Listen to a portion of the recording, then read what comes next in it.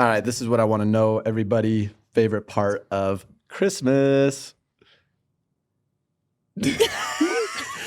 I really like eggnog, and I know this is a hot take among Hollis, us, it's so and I bad. will forever Terrible take. stand It's so by bad. eggnog. Oh, That hold is on. so I bad. stand with Hollis because my grandma will always send us some gingerbread cookies, and they're really good when you dip them in the eggnog. Oh that's my even gosh, worse, 'cause that's like Can't gingerbread believe you cookies are would the ruin worst. your grandma's cookies like that.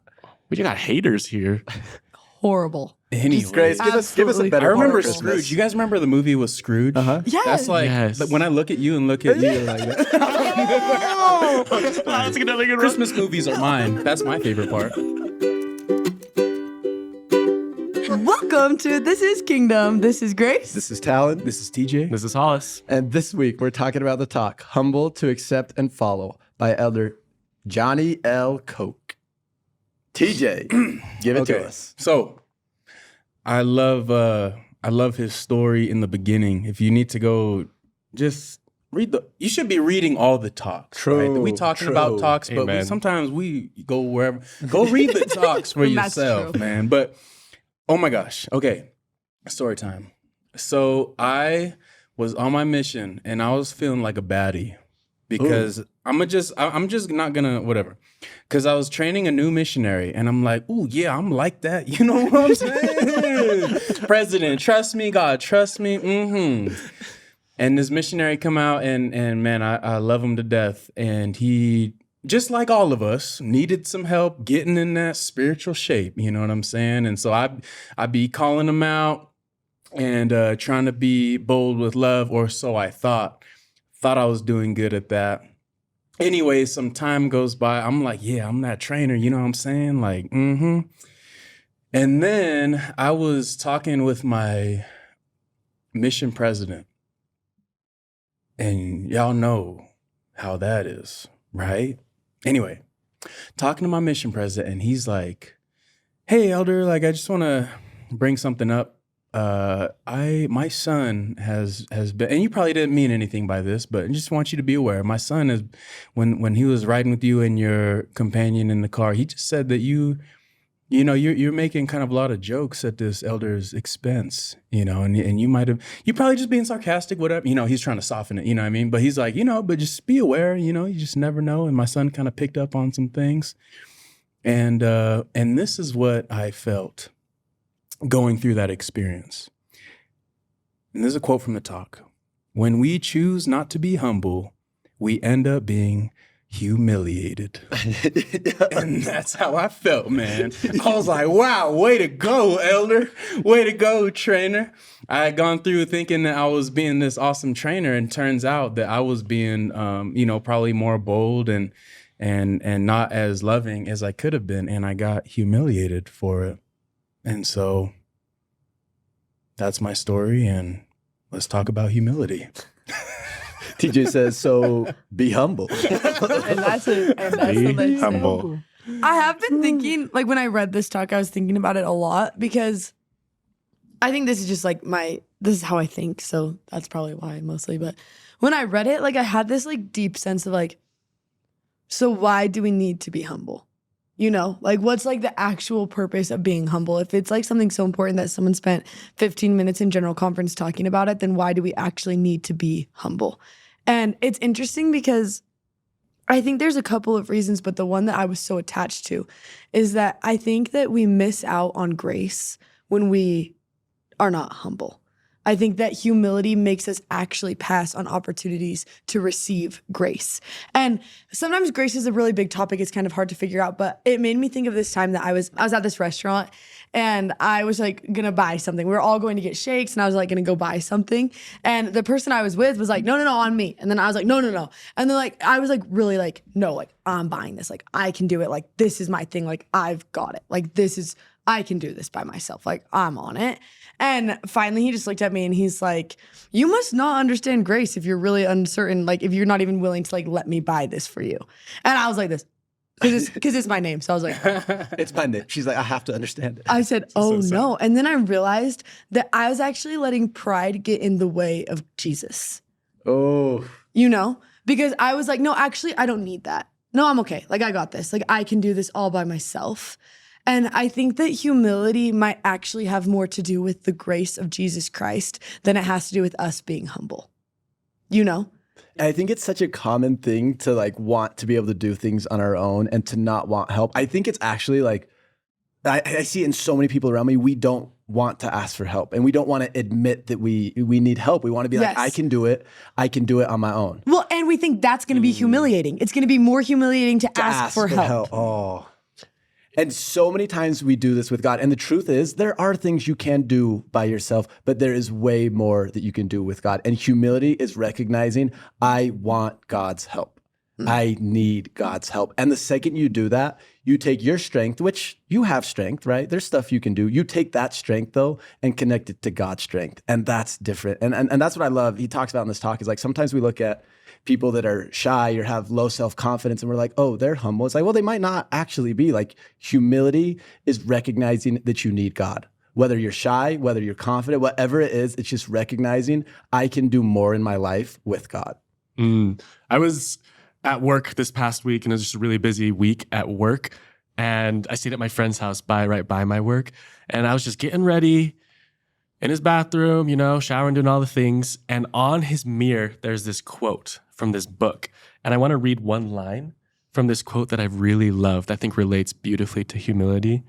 It says, "Go after a dream that is destined to fail without divine intervention." Oh man, that's good. And I'm like, whoa, how am I living my life right now? And am I acknowledging that I can't do something without God's help?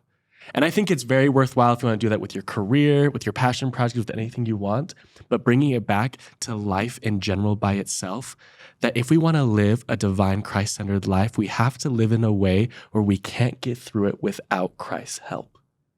And I think living every day like that will increase our capacity to feel Christ's help in our life because we're acknowledging that we need him. Because I love what TJ said in the beginning, because you're not humble sometimes, you can get humiliated. I think humiliated in a life kind of comparison is kind of feeling alone, kind of feeling sad. And there's so many times where people are telling you, hey, like self-love is good. And I'm a huge believer in self-love, but self-love is not complete without God's love. Ooh, that's nice. Did you just say that right now? Did you have that prepared? That second part, I didn't. Self-love? I just thought of that. Say it again. Self-love. Self-love is not complete without Christ's love. Amen. Go home. Golly. Okay.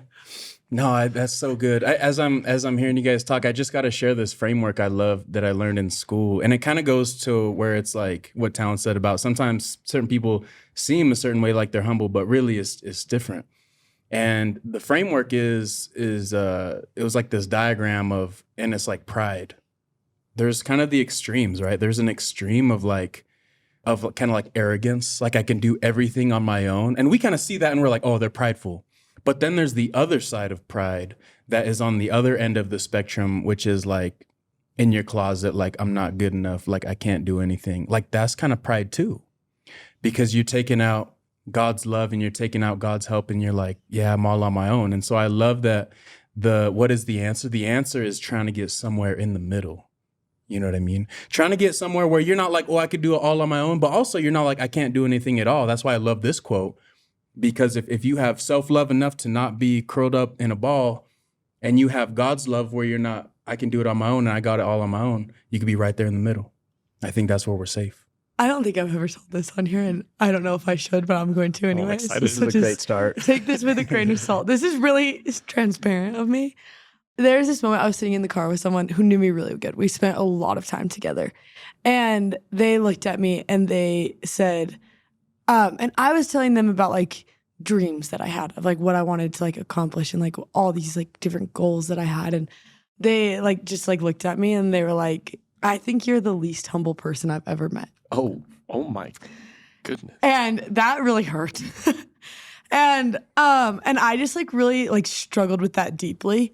And it was just something that I had never thought before. Like I had never like really thought that about myself before.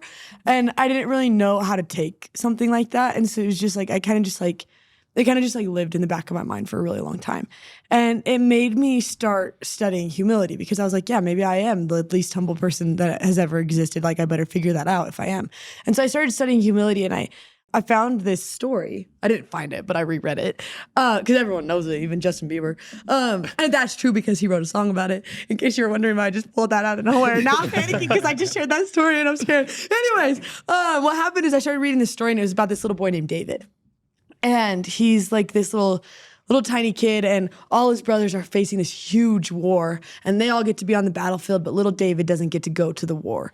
And his dad says, hey, your brothers are probably hungry. They need a little snack. Like, what if you take them something?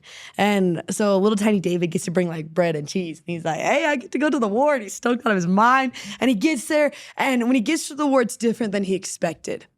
Because what happened is the people on the other side of the battle, the enemies, said, here's what we're going to do. We're going to send forward a champion, the best we've got. And you send someone, and we're going to do a one-on-one fight. Whoever wins gets the W. Like, that's it. Simple as that. And they send forward this guy, his name's Goliath. And he's like 8 foot 500, and he's like ginormous, like 8 million pounds, and just like the strongest guy. He looks like TJ. And like everyone's like, and what happens is all the people, all David's brothers and his friends that are fighting in this other war, they're like going up and they're like, hey, like, who's going to be brave enough to go? Like, who's going to be brave enough to like be the one? Because this is terrible. Like, no one's going to be able to do it. And David starts realizing that no one's going to fight this guy. And he's like, if no one fights, then we're automatically going to lose. And he looks and he's like, I've got it. He's like, I'm going to go fight. And his brother looks at him and he says, yeah, David, of course you are. Because you're the least humble person I've ever met. Like, you're so proud that of course you think you can go fight. And David looks back and he's like, no, you misunderstood me. I'm going because I know that God is fighting for me. That's why I could beat Goliath, is because I'm not beating him at all. God is actually beating the giant. And you know the end of the story. You heard it in the Justin Bieber song, right? Like, you got it. Like, that's it. But it made me realize something. And it's that sometimes we get confused that we cannot be confident and be humble. That's not true. That's a lie. And that will destroy you, actually. The trick is that you actually can be so confident and you can be humble because you know who you believe in. You actually can base your confidence in a God who beats giants. You can actually show up to a fight that is out of your league. You can have dreams that are insane and seem unreachable because you believe in a God who can make those things happen. That's why. That's humility, is actually realizing that your dreams can be God-sized. And it's not because you could do it, but it's actually because you are on a team with the creator of the universe, the one who walks on water, the one who beats giants, the one who parts seas. That's humility, is stepping into your life and saying, I'm doing it with a God like that. True humility leads to confidence. True humility leads to strength. Humility is not doing less in your life. It's doing more because you know who you're doing it with. Love incarnate, love divine. Star and angels gave the sign. Bow to babe on bended knee, the savior of humanity.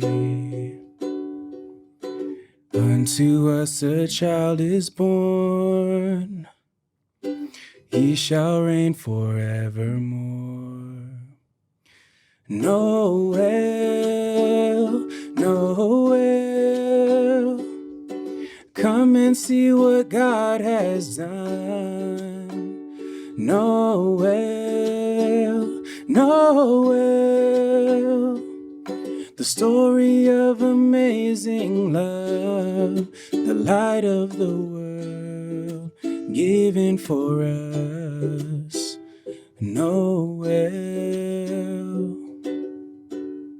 the light of the world, given for us. Noel. See you next week.